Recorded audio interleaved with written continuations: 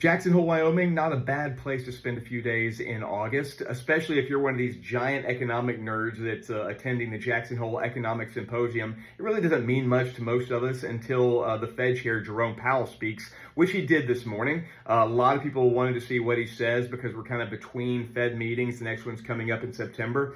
And really, when he talked, he's called the economy a curious kind of balance. And what does he mean by that? Well, job creation way down, only about 40,000 jobs created per month over the last couple of months. Unemployment, though, is stable at 4.2%, and inflation for the core CPE at 2.9%, which is well above the Fed target. So you put all these things together, what does that mean for the overall economy? What does it mean for interest rates? Well, the Fed has one more inflation report and one more employment report that comes out before they meet in late September. But if you put all these things together, I think you expect a quarter-point drop in that rate the Fed controls coming up in September, and then probably another one later in the year, which is basically what everyone's been saying for the last couple of months, probably since the middle of the year or early in the year, that there would be 2 Fed cuts this year. But overall, I think it's time for the Fed to start looking at their inflation target. Their target for the last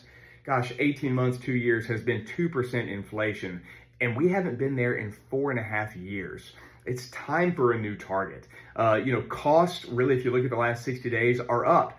But most of the costs, if you look at the reports, are up in the service sector, not in the goods sector, which is the biggest surprise because, we've got tariffs and the tariff costs haven't really affected things so far.